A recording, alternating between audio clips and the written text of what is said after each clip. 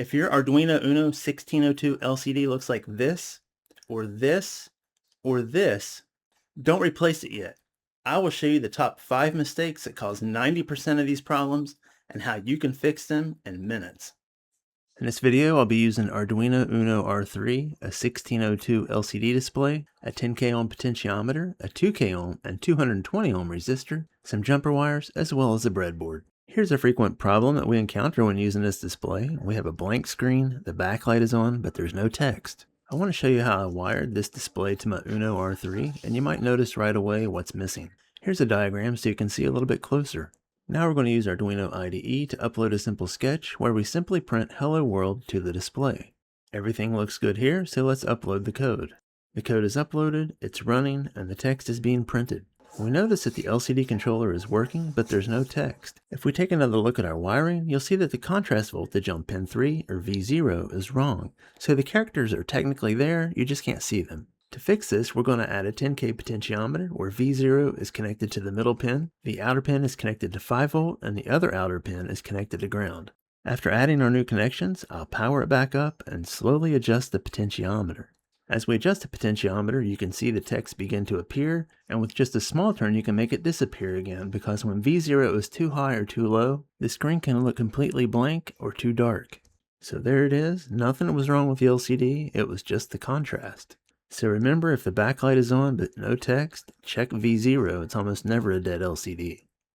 If you don't have a potentiometer, you can temporarily connect V0 to ground through a 1K or a 2K resistor, and it'll usually give you a readable contrast. So let's go ahead and plug our Uno back in here and see how it looks. There we go. I can use this 2K resistor for a fixed visible contrast, but the 10K potentiometer would allow me the proper adjustment.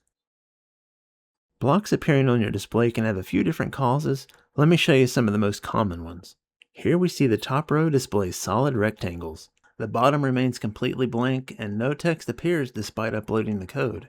Well, this is one way you may have ended up with a screen full of blocks. This sketch is basically empty. It never tells the LCD what mode it's in. The display has power and the contrast is set so you can see the pixels, but the controller was never initialized, so it just sits in default state. Well, this is an easy fix. We're going to add some code and then we're going to pay attention to line 5. That's important because that initializes the display.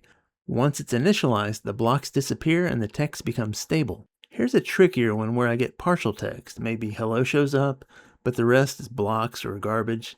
This happens because the library does some basic setup automatically, but without the line to initialize the LCD, it doesn't know that this is a 2-row display and it doesn't clear the screen. But when I add the proper LCD.begin initialization, I can get both lines to work. Or maybe you have blocks because you have swapped wires. Here we have the RS and E wires swapped. We're still using the code we just used previously, so I know the code is fine, but I'm still getting blocks. The problem is the swapped wires. And that's so easy to do because there are so many wires with this display, and it's easy to overlook. So after looking over my wiring and fixing a wrong connection, my display is finally working correctly. Maybe you're trying to print some text, but you see random symbols, wrong letters, or complete gibberish on the display. As you can see the correct connection for D4 and D5, it appears that I have swapped the wires, and that resulted in random characters and text on my display. Once I correct the connection, it goes back to displaying the Hello World text that we previously had. Garbled text could also mean that the pin order in your code doesn't match your wiring, as we're showing you here, where the D4 through D7 pins are reversed, a common and very easy thing to overlook in your code. We can fix this by going back into the IDE and make sure the pin numbers in the code match the actual wiring. And just like that, we're back in business with our printed text. We're going to upload the same code again, but this time the LCD display is too dark to read. Text might be there, but invisible without strong direct light.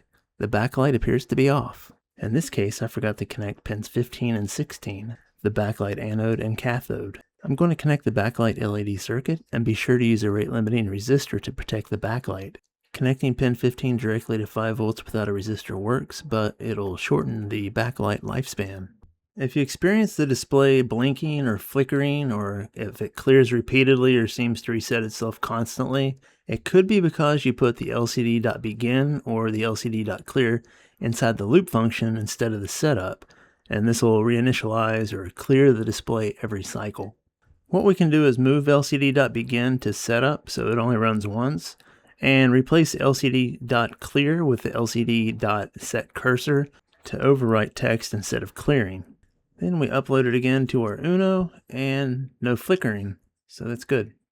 If the flickering continues with the correct code, check the breadboard for loose connections. The enable E pin is especially sensitive. You want to make sure that they're all firmly pushed into the breadboard.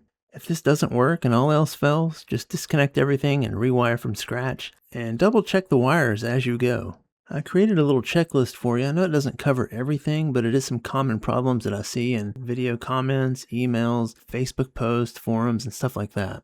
Well, that's all I have today. If you found this video helpful, be sure to like the video by clicking the thumbs up. Also, let me know if it helped you solve one of your LCD issues in the comments below. Love to hear from you guys. Check out some of our other videos, and if you like this type of stuff, be sure to subscribe, and I will see you again with another video.